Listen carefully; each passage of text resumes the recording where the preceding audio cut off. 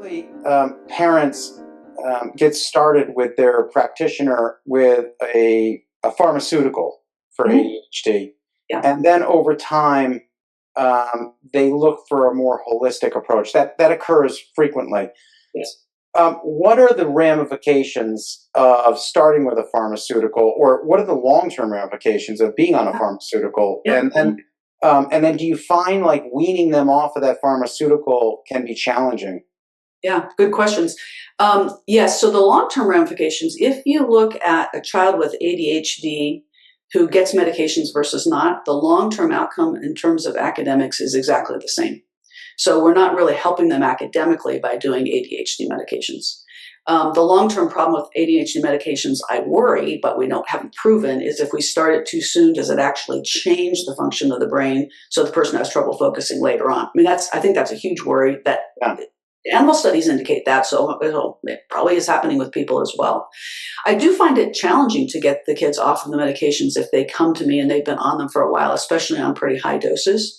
Most of the time, I can be successful at decreasing the dose. It can often be very hard to eliminate the dose until they've gone through development in teenage years and young adulthood and adapted in other ways, which I think is kind of a shame because I worry about them long term. What is that going to do in terms of mood?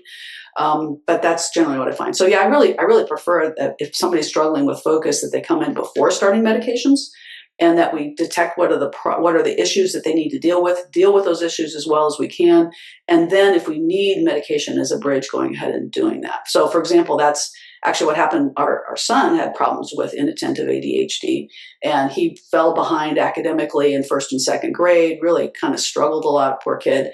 And we put him on Concerta, one of the stimulant medicines, for a while.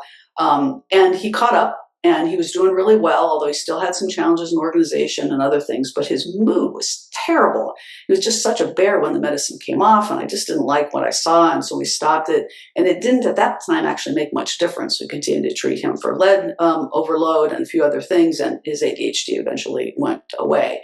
So, but it was a very helpful bridge to help him catch up when he really needed to. So that would be an example of where I will use a medication personally. As always, consult your physician before trying any of our products.